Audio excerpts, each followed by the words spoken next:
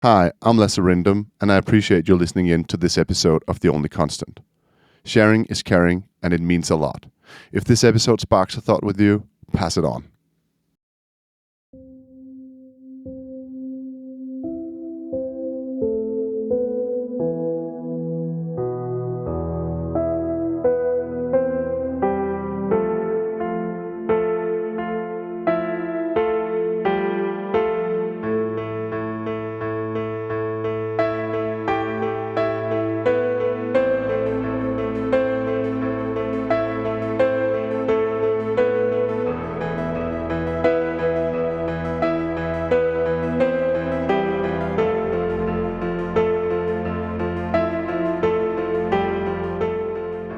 You are listening to The Only Constant, a podcast where we go beyond the usual discussions in technology and business and aim to explore more than explain.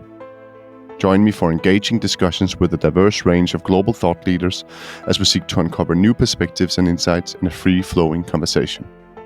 My guest today is Jochen Wirtz, and I am your host, Lasse Rindom.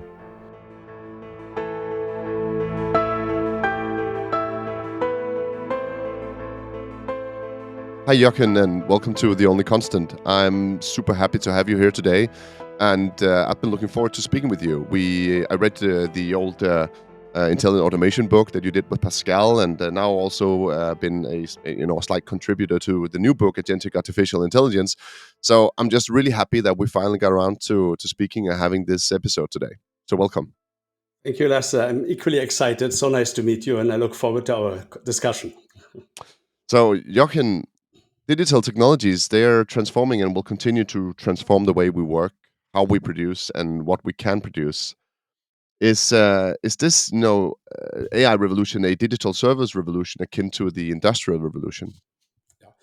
Excellent question. And I always compare the Industrial Revolution and the Agricultural Revolution to what's happening now.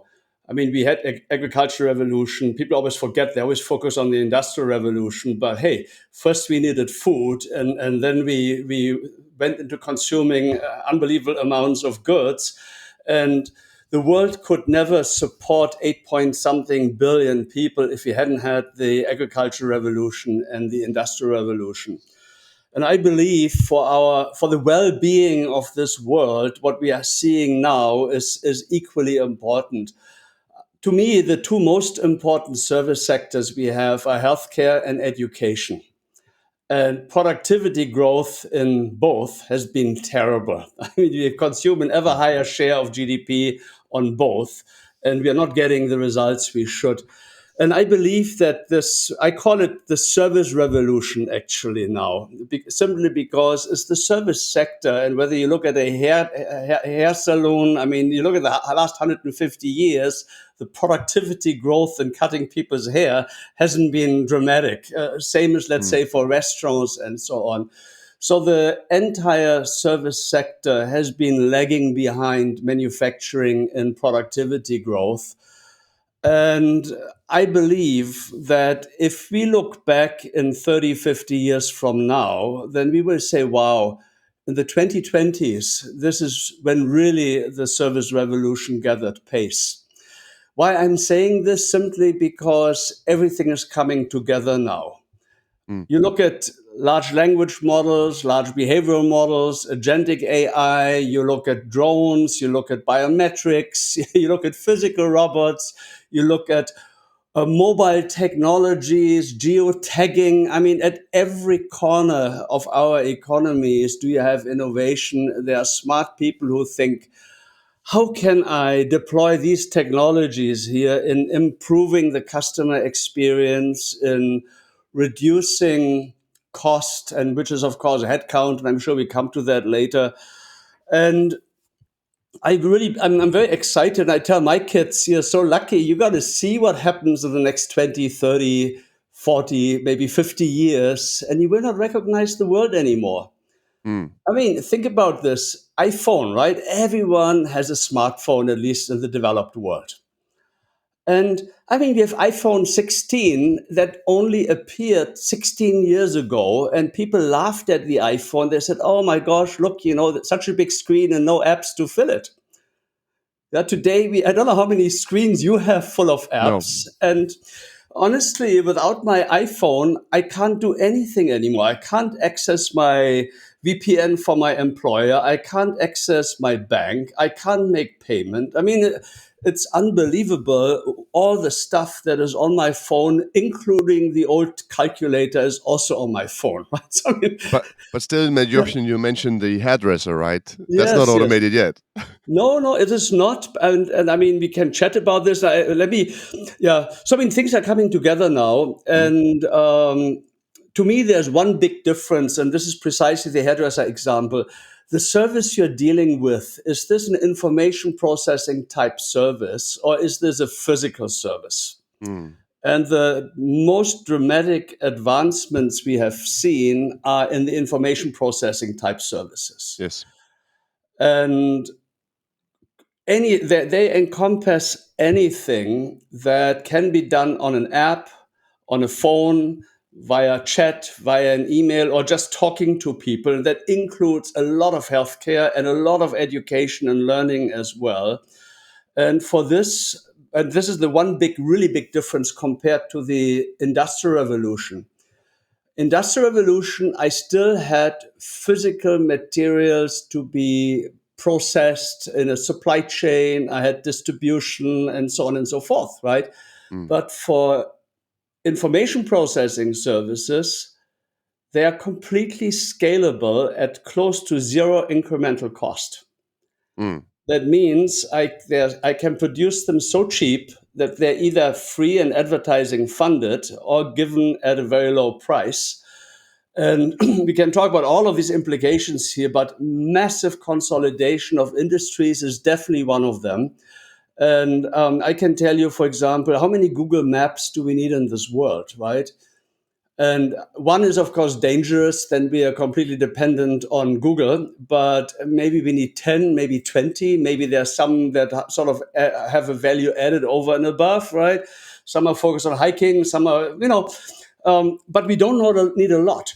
I'm because I travel a lot. I have payments. I make payments. I receive payments from all over the world. And I used to have an online bank in Germany. They charged me 19 euros and 95 for every non-euro transaction, and they gave me a shitty exchange rate. Yeah. That's Now, expensive. out of the UK, you have these fintechs like Wise and Revolut. They are locally registered in almost all main countries, and that means I have an account with both of them.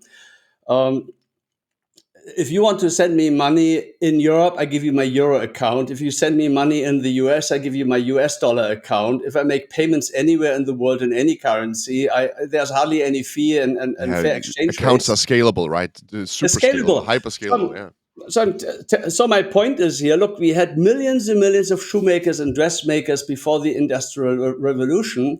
And today we have millions and millions of banks. And I mean, you Mm. can look where this will go, that banks, telco, insurance companies, even business schools here. I mean, education will be no different.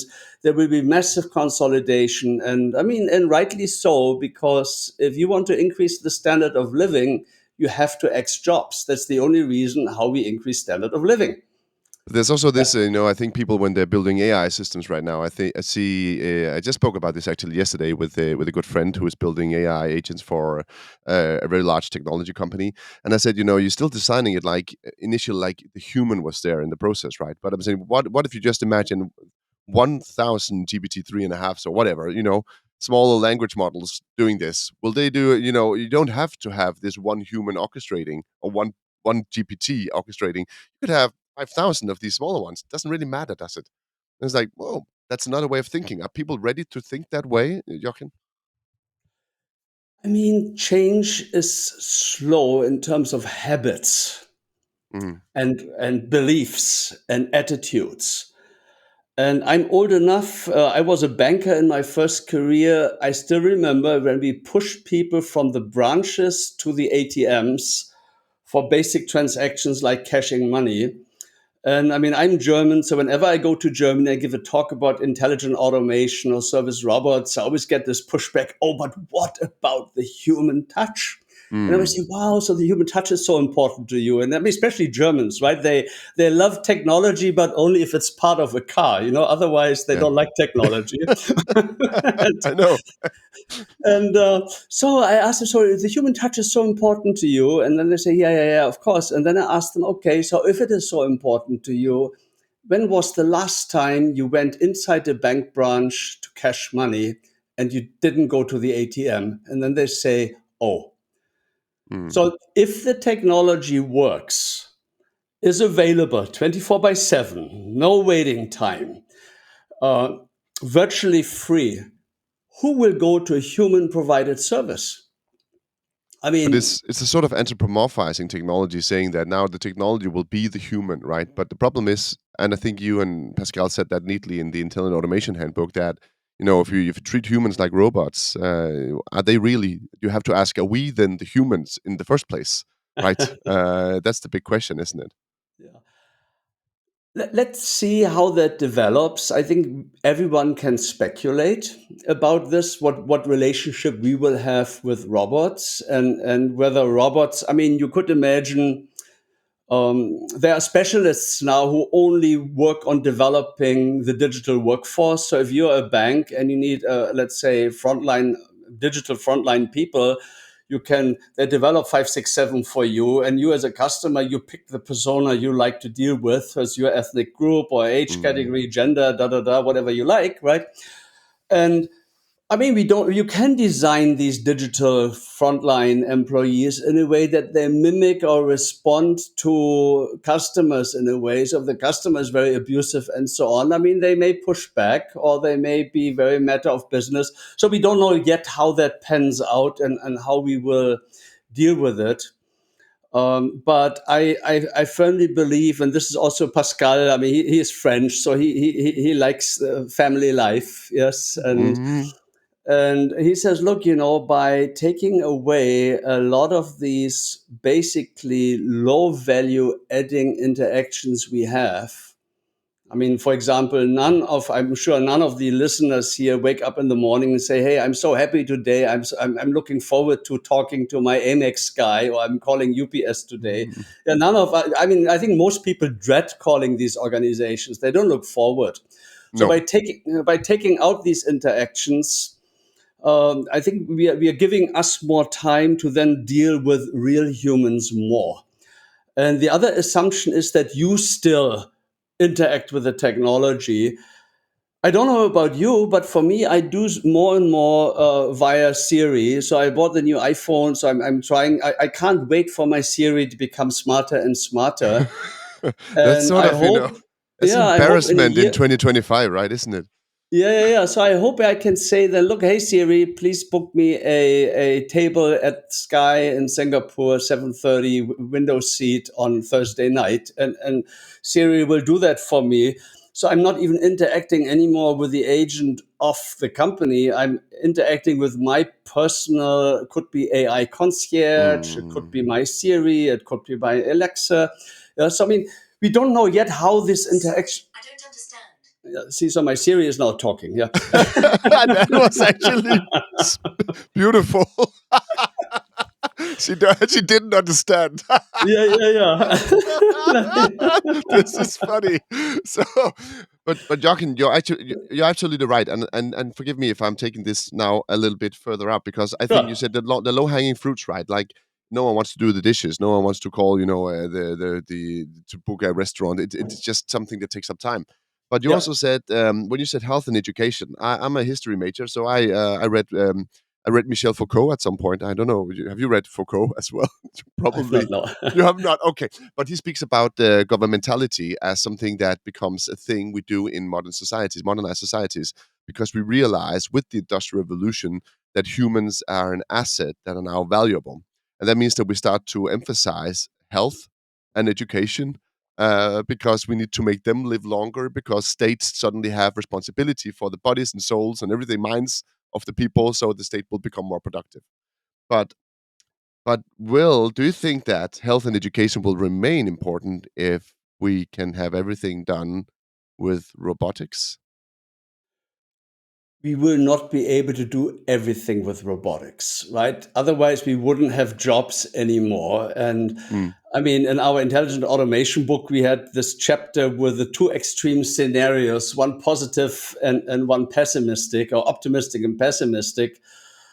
Optimistic is that this revolution is no different from past revolutions in the sense that the agricultural revolution and the industrial revolution basically created more jobs than Mm. they killed jobs. So in that sense, it's optimistic, and I think Pascal is probably also on that in that Yeah. camp here. And the pessimistic is that this time is different, and we will have less work, and people will become unemployed. And this, of course, long term. Short term, we will have heart wrenching changes, just that as we had with the Industrial Revolution, where people need to be reskilled. Not everyone can be reskilled. So there will be massive shifts and problems where regulators and governments and social networks and so on have to come in to help. So I don't think that the human touch will go. There will always be a luxury segment, I call it this way, where people will want to have the human touch, Mm.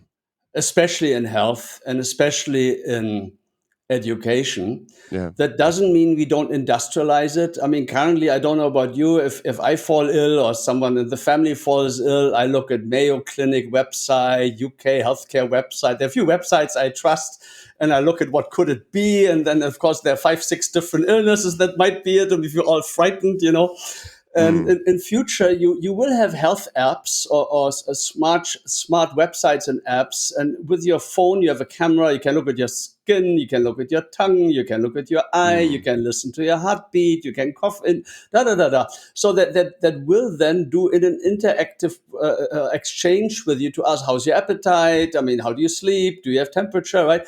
To narrow down. So there will be a lot more of that basic stuff that will be scalable and automated. Even in education, they did these. I can't remember which Scandinavian country it was, but they introduced robots in kindergartens. And I think it may have been Sweden. And what they did is they doubled the class size from 8 to 16 kids per teacher. And they had these kids in groups of four. So it was 4 groups of 4, and every group had a little robot on their desk. And the robot, they all had different names and looked slightly different. It was Sam and I don't know, and Mm. Angela and so on.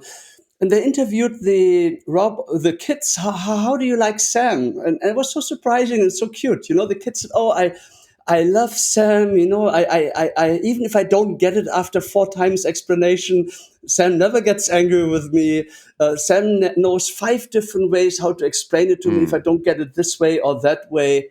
So you can see that actually the kids embraced their little personal robot here for education. And the role of the kindergarten teacher changed because now, rather than telling the kids 2 plus 3 is 5 and focus on all of that, what the teacher focuses on setting the scene, motivating Mm. everyone, and then focus on those kids and those interactions that need a human touch, such as 2 kids on a table getting into an argument, or a child having a meltdown, or whatever it is, or falling ill, right? So there are many things where then the human teacher, with true human understanding and emotions, and also that having that relationship, right? The human to Yeah. human relationship, that's very important. So I don't see that the humans get completely displaced, but their role will shift from doing the basics, hygiene type of transactions and interactions with customers to those where the human dimension really adds value. Yeah, I'm starting to talk about, something like beyond productivity. Are you preparing for a world beyond productivity? I'm saying, and maybe we could Yeah. call it the extra productivity, or I don't know, something instead. Because there's if you strip out productivity, what is left, and that's exactly setting the stage, orchestrating, advising, assurances, all of those things that cannot necessarily be taken by a machine, right? And also at the same time saying that machines are always. I think Thomas Hildebrand, the professor from the Danish data science, computer science university, he said that they are all machines have biases. He said as his only constant, and that means that they cannot restlessly. represent the world as it is right now, right? So there'll always be something lacking, where we will have room to say, okay, we are here in the now, right? If you get where I'm going, Jochen, with that. Absolutely. And let me first say on the biases, there is no human without biases. There are no No, human decisions without biases. So actually, we have a unique opportunity by putting human together with machines to actually significantly reduce biases overall. yeah. Yeah.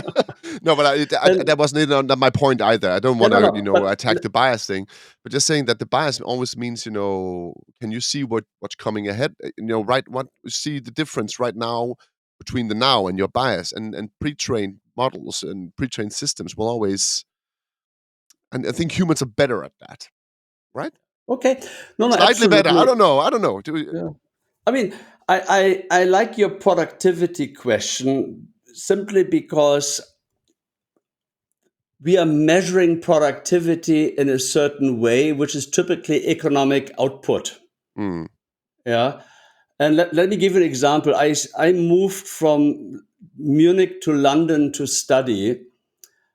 And for me to set up my life in London was incredibly exhausting and expensive. I had no Google Maps. I had no mobile phone. Yeah, I had to look up in the newspaper on flats advertised. Maybe I could visit 3 flats a day to see whether I like it or not.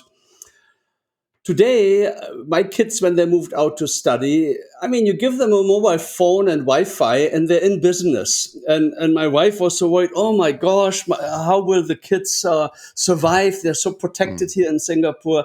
No problem. If there's anything you don't know, like your dishwasher doesn't drain, what do? Your YouTube, right? There's a mm. 3-minute video on look what to check and what might be. You can put exactly your model and model number of the dishwasher into YouTube and the problem, and there are 3 or 4 videos on there explaining exactly on hey, yeah, this happens all the time, and this is what you do. And how much does this YouTube video cost you? Nothing, right?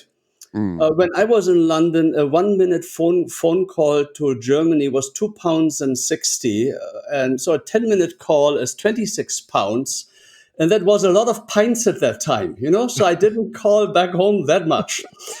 And today we have 3 children. They live all over Europe, and my wife and I travel a lot. So, but every Sunday we come together for 1 hour, and it's a video call. And what does it cost us? Yeah, it's Yeah, nothing. It's WhatsApp or Zoom, so yeah, it's free.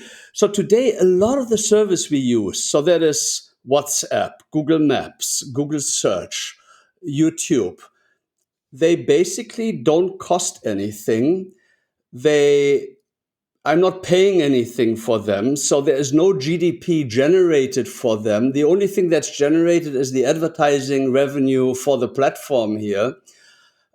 But all of them massively increase our well-being. I look forward to our 1 hour family call is always on a Sunday afternoon here in Asia. So it's but nice. that is the good thing, Jochen, right? But there's Yeah, also this when everything is free and available and abundant that way, right? All kind of information. Do we even know what to consume, right? I'm just talking about the whole reels and doom scrolling, right? Your example is good, right? Sitting talking to your family because it's yeah, free. yeah. But what about the endless hours you're not sitting with your family, but you're sitting on TikTok or Instagram instead, right? Are we capable of consuming in a world like that? Look, since we had agriculture industrial revolution, we always had to change. And you could have asked the same question when black and white TV came out and then color Mm. TV came out, and people were sitting in front of their television, eating potato chips, drinking beer, and getting fatter and fatter and lazier and lazier.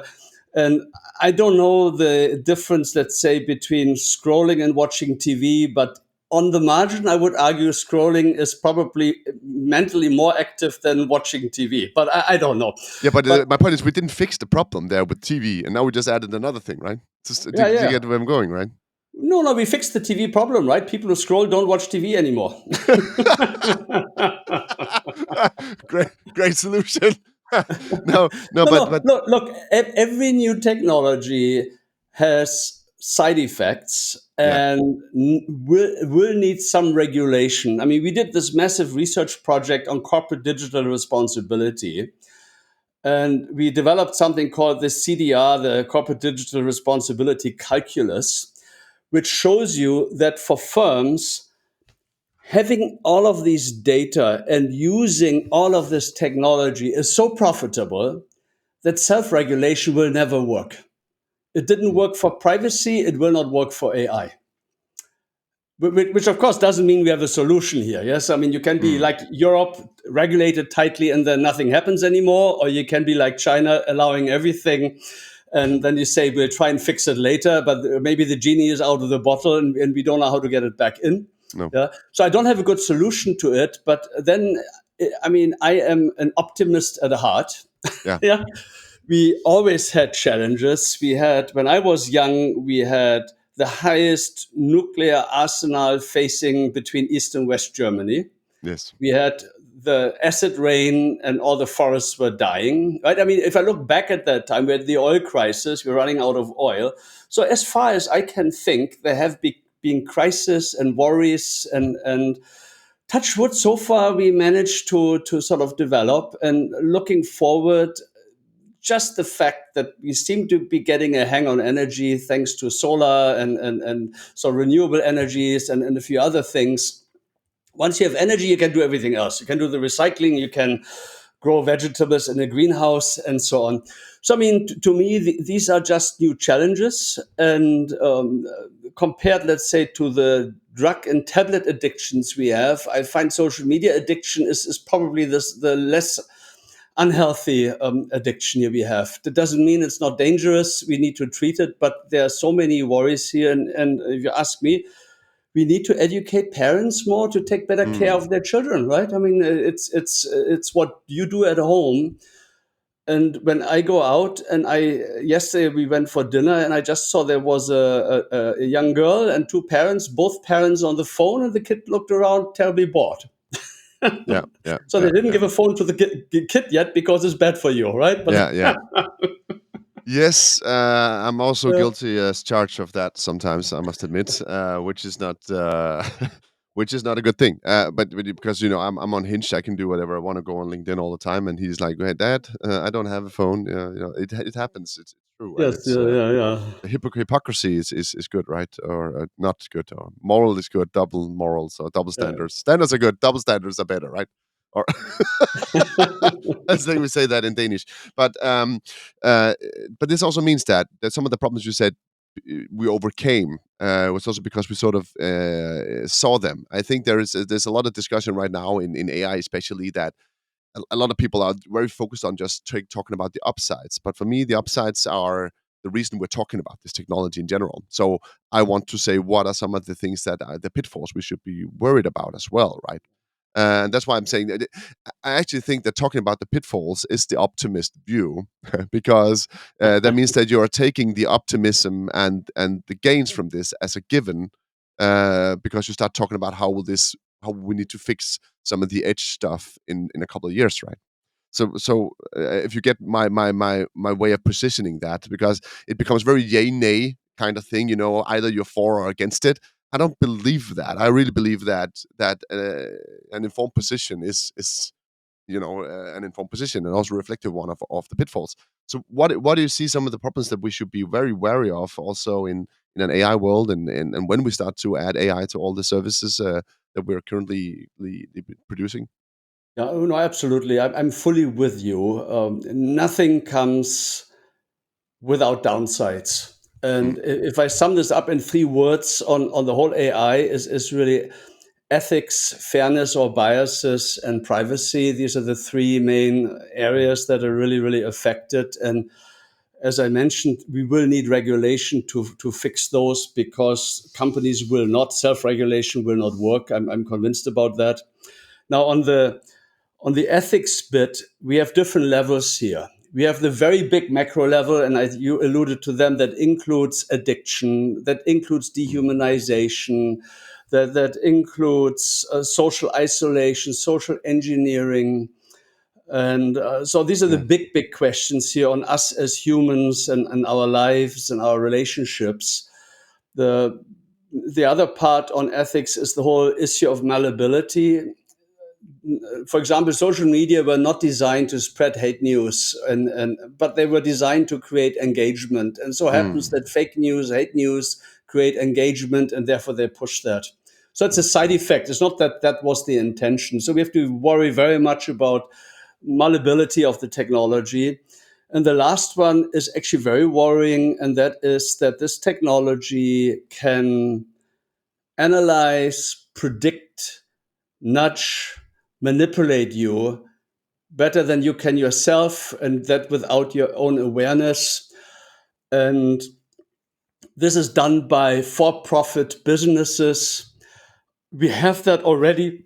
So, for example, if you go to TripAdvisor, bookings.com, they give you, in your search, they give you a list of best hits or something, your top 10 listings here. Most people think, oh, these are the 10 best matches for me. But that's not true. These are the 10 most profitable matches for the platform. And the profitability is a function of your probability of buying it. So will you buy it, yes or no? And the commission I get. So I can a link will increase in ranking or will move up in the ranking if I pay higher commission. So I'm not creating welfare for you as a user of the platform. I'm really optimizing profitability of the platform. And I don't think many users understand that. I think you're So this saying is the something. whole You're saying something ethics part. interesting. You're saying something interesting as well here, because I think that a couple of things from a couple of previous episodes is that Thor Dankert said that if it's technically viable, it will become ethically feasible. Typically, it's been like that. Then you just do it, right? Because we regulate after the fact, and then we can sort of retract it again.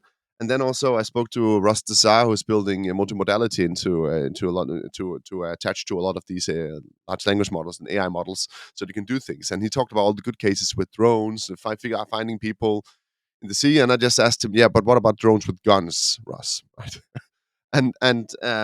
And you said that the private market, you don't think they can solve this. So is the nearest conclusion, Jochen? No, we definitely will need regulation. I mean, look, privacy, self-regulation did not work for privacy. No. And it will not work for the whole AI field either. So just like we did for privacy, we will have to have similar regulation. And I mean, and it probably will never be completely solved. What if we And just deregulate for 10 years to just get the technology going, Jochen? yeah, that's effectively what's happening in China, right? Yeah, yeah, in the US as well, right? In the So US now too. Initially, yeah, no, but since Trump, yes, absolutely. yeah. Yeah. But I always say, like welfare states, if you give people rights, you allow them to do things, it's very difficult to pull it back again. Well, I mean, Europe did it with privacy, so they put all this. But then Europe was easier because none of the big platform business models are European. I think there would have been a lot more lobbying and a lot True. more opposition. I mean, you try and regulate against car industry. This is like, you can't much. So but it's much easier to regulate against an industry from another country. Yeah, if Meta had been French, would we have had the same privacy GDPR regulation? Right, that's the point, right? Probably not. Probably not. Yes, because they would have donated tons of money and lobbied heavily, and it wouldn't have happened, right? So does that mean that our ethics are always, to sort of second in line to profits?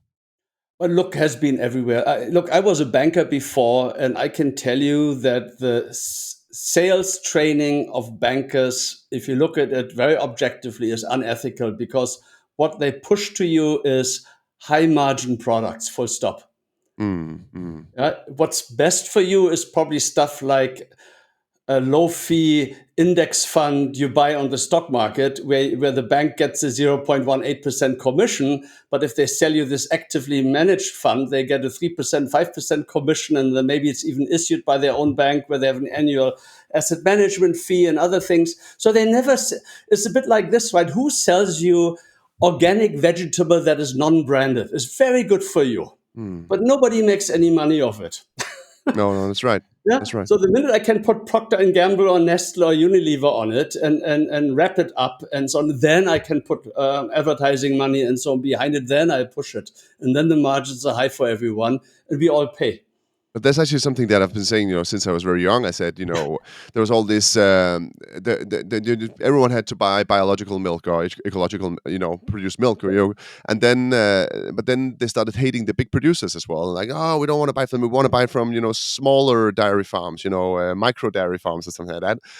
And I was like, why? But if the point is to get more biological produce, we should industrialize it even heavier and put it into bigger production, right?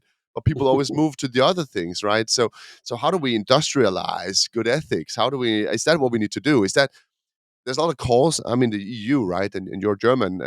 You're not in Germany right now, but Yeah. there's a lot of push right now for Europe to sort of enter with not just regulation, but actually say this is mass produced good ethics. But then you need to take a stand as well, right? Say what you think is right. And that's just as difficult, isn't it? I agree, and honestly, I think the best way to go about is education of consumers. So let's say on food, on financial literacy. If you ask me, these are all topics that should be covered in school. It should not be.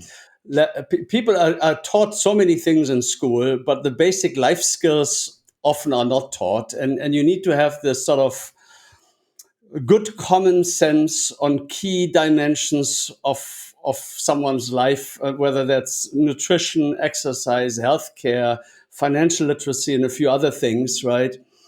mm. I think you need to bring the whole population to a higher level here.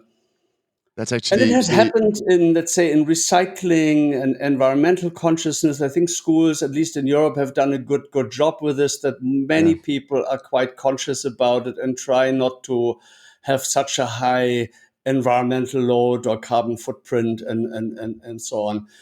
And I think that's probably a lot more effective than trying to do things with regulation.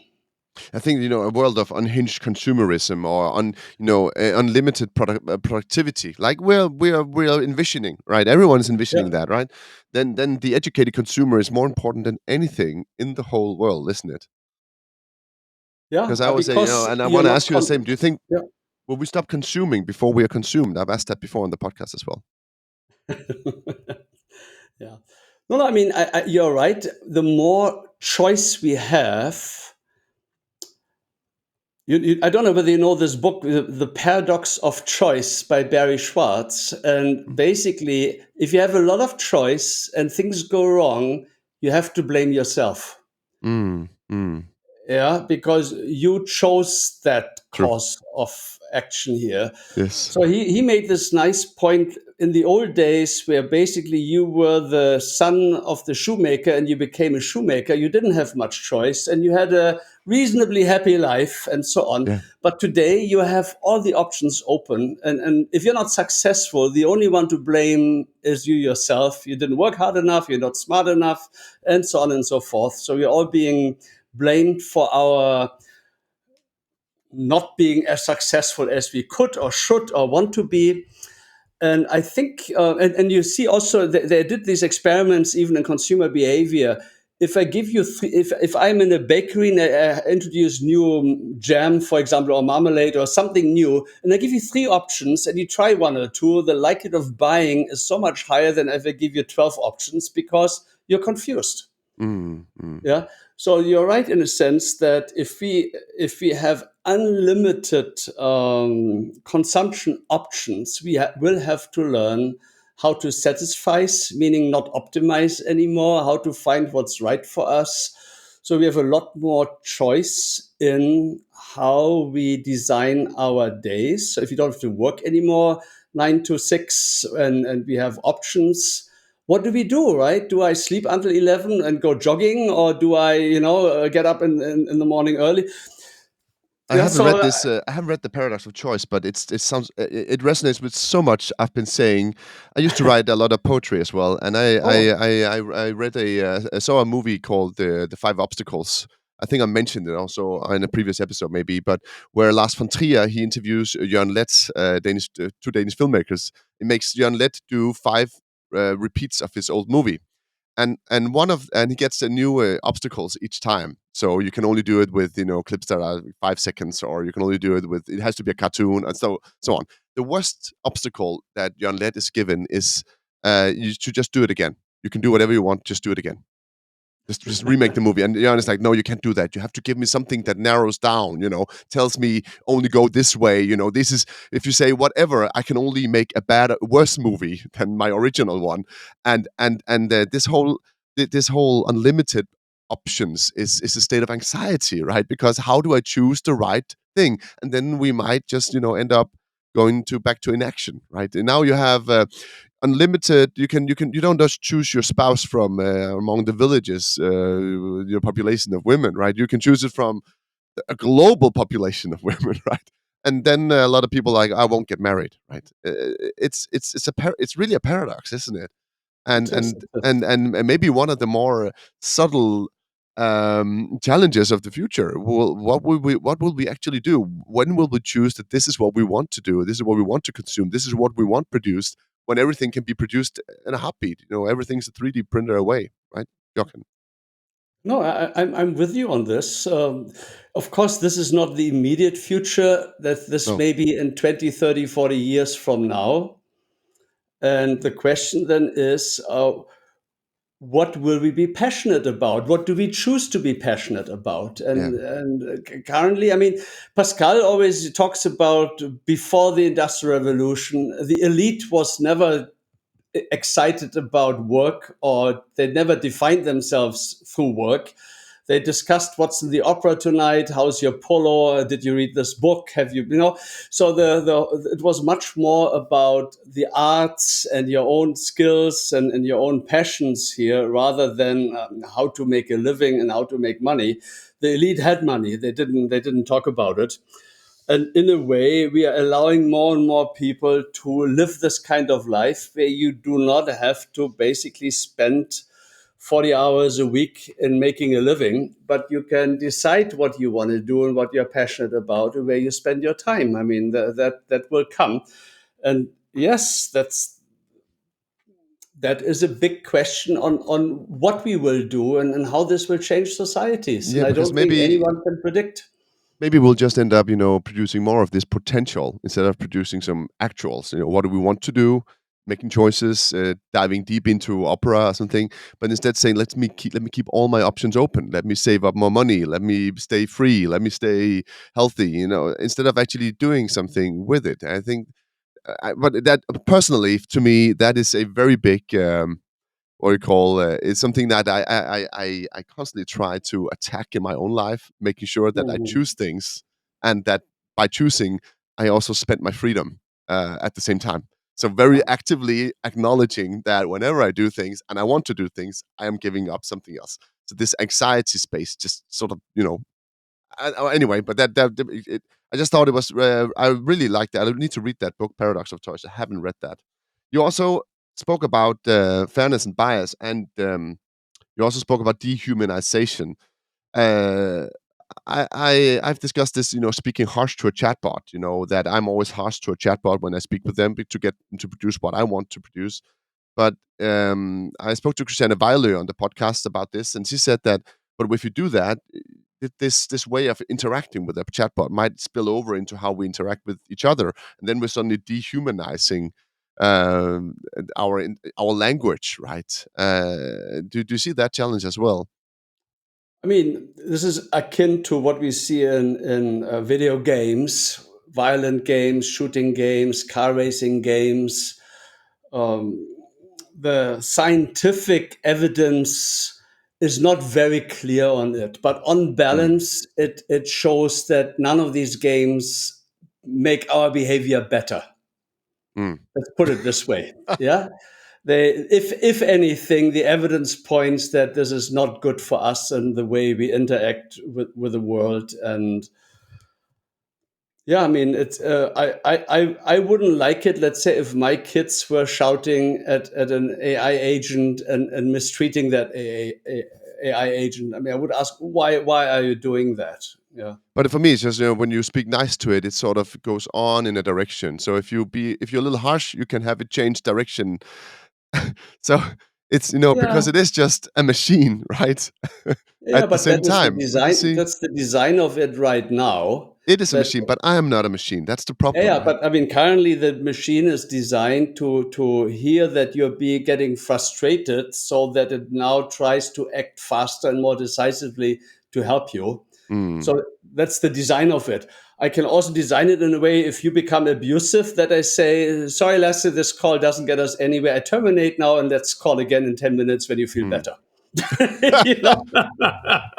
That kind of AI would annoy me. Okay, but Yeah. But I mean, all I'm saying is these are design options that we have as the designers of this technology. So Mm. we are making. I mean, you're not the only one, by the way. I know who talks very harsh to bots to get what he wants. Yeah. But often I'm just like I either go a little harsh or I actually just start a new chat if it goes wrong. So see where does it take me now? And stochasticism, just playing the stochasticism, right? Uh, but on a little other level, I want to also ask you how do we ensure, how do companies ensure that they prepare to scale these new technologies and they harvest all the positive outcomes and don't just end up with a dehumanized, ethically wrought, and privacy devoid company in the future? I don't think that's any one company, because one company can't dehumanize us. It No. is if all of our interactions suddenly are with digital entities, and we are lonely and we don't have human contact anymore. So it's more overall, I think. And I don't know whether you know this writer, Michel Houellebecq, is a French author who wrote this. I know him. I've read Yeah, a couple of his he is books. always very futuristic. He has very nice books. There's one book called the Possibility of an Island, Mhm. and he describes. So I don't know the exact numbers now, but he had Daniel 1, which was the original Daniel, and then you always were reading Daniel 1, that was today. But then you read also about, I think it was Daniel 26. That is the 26th generation of clone of Daniel 1. Mm. And his dog was already, I don't know what, 48 or something, because dogs don't live so long, right? But it Yeah. just shows how they were genetically enhanced, but didn't have any human contact anymore, and only lived through screens, even when they talked to other humans. So he had one friend was Maria, I don't know what, 38 or something, a similar story. But he, at the end, Daniel, at the end, broke out from his completely self contained living area, which was completely delivered by robots and technology, and basically gave up his immortality and went into the real world, and then was had some little adventure there in nature. But then he basically hit the sea and looked over the sea and says, look, now I know I'm mortal, and now I'm human again. They always end up looking at the sea in these stories, don't Yeah, they? yeah, yeah. But I've read his elementary particles. Yes. He's very aggressive. Also very much, he's okay with provoking. I need to read this one. I actually think I have it at home. The possibility of an island. Uh, but and that is exactly my point. I think that we will stop consuming before we are consumed, right? To some extent, and so go and look at the sea instead in the end, because that's something we can do and we can enjoy, right? It's a sensation that we enjoy as humans. But what do we need to make sure? How do we make sure that companies are now adopting this in a way that also both caters to their customers but also to their employees, and does it matter? I mean, okay. On the customer side, I'm a professor of marketing, and Mm, I always say we don't fight crusades in marketing. Meaning, unless you're Apple or someone, you're not creating new trends. You try to identify trends and then ride with the trend. But creating trends is just often not possible mm, or way too expensive. So I don't think individual companies very much will drive that. It will come, and you can already see. I mean, I look at my kids compared to me when I was young. I had a car, I had a stereo, I had a ton of gadgets and so on. Today, my kids, all they have is a smartphone and a laptop, and everything else of any value, whether it's music or books or you name it, is a digital experience on their gadgets, if you will. yeah. Yeah, and the money they spend is not on buying that amplifier or all the stuff I spend money on. No, they go on a holiday and they go with friends. So they already, they are very much into experiences rather than possessions. And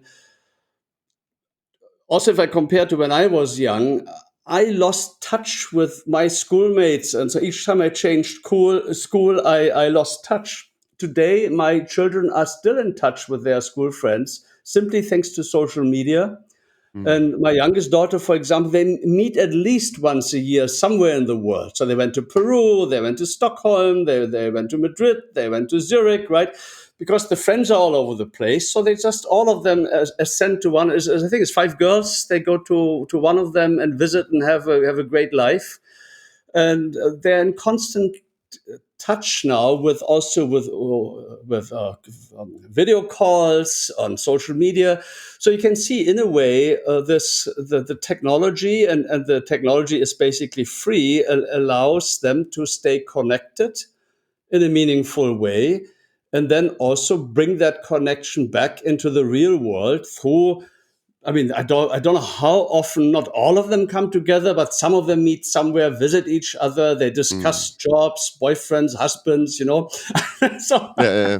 yeah. So, this kind of, yes, we say maybe we have less human touch. On the other hand, I also find it allows you to stay in touch with those people who matter to you a lot more. I feel I'm so much more in touch with my kids thanks to WhatsApp, thanks to seeing what they do on social media and so on, than my parents were in touch with me when I moved out to study. They Mm. hardly heard from me, right? Yeah, yeah, yeah, exactly. But there's also this, this small friction of meeting people every day, being polite to someone, a cashier, or there's some. And now I sound very old, right? I'm not sure I completely agree with myself in this either. But there is some value in just saying hi, thank you, how's your day, and all that, and we're losing that out on that, right? And if you don't have a group like that, you could very easily fall off a cliff and become very lonely instead of having this frictional interaction with people in your But everyday, you right? see, Lasse, when I was young, I had to go to the bank, do this, do that. I say hello to the Mm. teller at the bank. Today, I do my bank on my phone, and then I go jogging. And you wouldn't believe how many people I know in the park here because I go jogging 3 times a week, and I say hello to them, and then I chat with them. And Mm. these kind of interactions to me are a lot more meaningful than the interaction was at the bank, at the post office, at the bakery. Mm. Mm. Yeah. Mm. So I don't think that we have less human touch today because services are being more convenient or automated or scaled. So companies will need to make sure that they find a way to keep that personal touch with their clients, or what do you think? No, I don't think so. Unless this personal touch adds a lot of value, get rid of it. Mm. Right? Mm. Look, I love the bank in Singapore. It's the Development Bank of Singapore. They won a few times the world's best digital bank, and now a few times the world's best bank. And I have not stepped into a branch and I have not called them, I don't know, for years, because everything is via the app or via the website. And worst come to worst, I have to sign a physical form and mail it to them. But then they usually send me an envelope to stuff it in and send it back. But I like speaking to my. I have a bank advisor, what do you call bank? Someone I Yeah, can call, and I always enjoy our conversations. Actually, she's smart yeah, and fun and all that. But I haven't been physically in a meeting room. I think with her for 5 years or 6 years, and I just yeah. called her 2 days ago, and that was the first time we spoke in 1.5 years. She said, so so the same experience, and I remember my parents, going to the bank every 2 months when I was a kid, all the time. And I was sitting there, playing with Lego, because that's what, in Denmark, what we did, playing with Lego. And in the bank, every bank had this Lego pool you could sit in as a kid. I remember I sat there often. I don't think my kids even know I have a bank. Right? Yeah, yeah. It's just They something wouldn't, that right? happens. No, it doesn't Yeah. matter. It's just a commodity. Digital commodity, it doesn't really matter, right? Yeah, but But but that's the productivity increase that basically you get the same banking services now, but they take up a lot less of your time and a lot less of your money than they used to a generation ago. But we also need to make sure that we get what the new services. What would be the new services, right? That is the difficulty right now to say. You said, we identify trends, we don't create them, but a lot of companies are still right now feeling they have to go and create some trends because the trend right now is every industry, every service industry is commoditizing, and how do we then Yeah. create the next value on top of that, right, Jochen? No, I mean, look, as an individual business, as a marketing professor, I want you to be differentiated so that you have pricing power and that you can Mm, generate contribution. But as a regulator and a consumer, I love it if you're commoditized, because that means you're getting cheaper and cheaper and more productive, and we are yeah. squeezing margin out from you. And you have to work smarter, which typically means cutting cost further, or scaling things more. I Yeah. mean, these are these conflicting goals of the individual. The bottom line is, unless you take out labor from these scalable services here, you're not going to have increases in standard of living. Mm, And we mentioned before, we talked about information processing services, intangible services, where we can have end-to-end automation at almost zero incremental cost. But even physical services, we will get more and more automation. I mean, we are seeing yeah. now that uh, physical service robots, they meet large language models, large behavioral models, agentic AI, they no code programming, and you will get vertical solution providers. I mean, currently, no bank differentiates on ATM services, no retailer differentiates on point of sale technology here.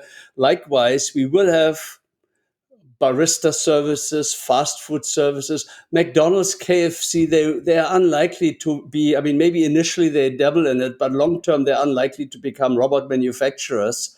But Mm, they will buy solutions. Here in Singapore, I was just on a panel with the managing director for McDonald's. I mean, you have almost no more human touch in a McDonald's. You go onto a screen where you order and you pay, and you get a little slip with a number, or you get a QR code on your phone, whatever it is. Then you then you wait, and then you see your number being called. Then you pick it up, and that's where you still meet a human, but that's optional. You mm, can have like a little safety box, and then a number appears, and you go with your phone to let you yeah. to scan your QR code, and it opens.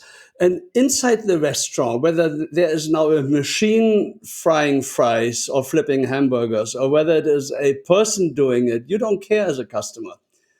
But it will be machines in 10 years for sure.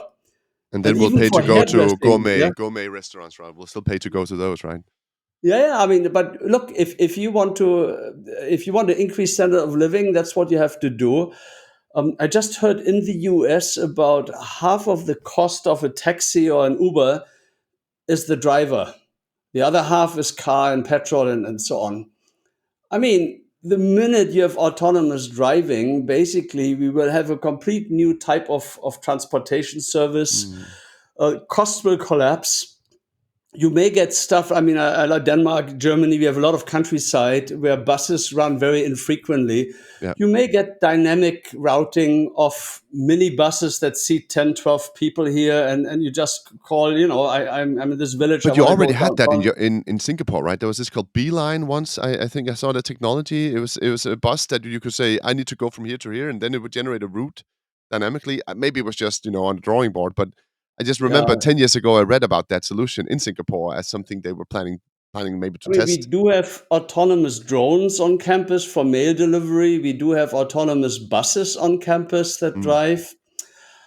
There are not the harbor, all the trucks that drive the containers, they don't have drivers anymore, and the cranes controlling don't have crane drivers anymore. So that's all centralized. So you still have a human, but that human overlooks, I don't know how many of these yeah, cranes and how many of these trucks. yeah. And there is experimentation. So now the biggest taxi company here in Singapore, Comfort Taxi, they are starting with autonomous trials. So they're working on it. But we don't have it here yet. But people always underestimate what happens over a 10-year period. In 10 years, we will have these services. And individual taxis, maybe they will be in real terms half today's price. But let's say shared minibus type of services, they could be a real cost-effective way of transportation and connecting people in villages that then allow you to have much more value-adding human touch with people you actually want to meet.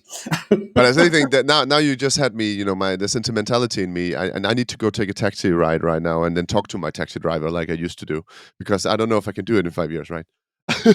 Yeah. But Jochen, this has been a terrific conversation. I've been really, really happy to have you here. It's been a splendid chat. We touched upon so many things, so many important things as well. So thank you very much for joining me for this episode of The Only Constant. Yeah. I only have one question left for you, and I hope you're ready for that one. Absolutely. So, Jochen, what is the only constant? Let me answer in an odd way here. The faster things change, the more they stay the same. People don't change so fast. Since I was a young kid, I got scared with the iron rice bowl, the job of life doesn't exist anymore, you have to reinvent yourself so many times. So since I was a kid, I heard all of these kind of threats on trying to scare you and all of that. And for me, one really sort of key moment was, I was a young dad, and of course, kids never quite do what the dad thinks they should do. And I read this newspaper article that talked about today's youth, how lazy they are, they don't value hard work anymore, they don't respect elders anymore, Here in Singapore, we talk about the strawberry generation. You touch them a little and they bruise, they have no more resilience. And I was sort of taken aback because that article I read was a modern rewriting of something Socrates wrote over 2,000 years ago. So for the last 2,000 years, the older generation complained about how useless, weak, wimpish, spoiled the young generation is. But hey, have a look. Humankind developed unbelievably thanks to the new generation each time. So I think overall people are too pessimistic. They don't trust in the future, and they don't trust in the next generation. So yes, that all this technology and so many things, whether climate change, geopolitics, there are many, many things to be worried about. But at the same time, I don't think at any point in time humankind didn't have something to worry about. There was always something to worry about. And humans are very resilient, innovative, and I think having a little bit of confidence and optimism in your outlook makes life a lot more positive. And I also find that you become more creative in problem solving if you're a little bit more positive how you look at things. That's a great answer, and I actually heard three constants there. I heard both, worry will keep being there. I heard trust in new generation. I think that was your key focus for it. But I also heard that we all become old farts at one point, like Socrates. Unfortunately, yeah. But I think he also said this: you're wise if you know that you don't know. So we are a little bit wiser by knowing that we are old farts. Yes. And should behave accordingly. That is a brilliant conclusion to this conversation. Thank you so much, Jochen. Thank you for being here, and thank you for being part of The Only Constant. It's been a pleasure. Thank you, Lasse. It was my pleasure. You've listened to The Only Constant, a podcast sponsored by Basico.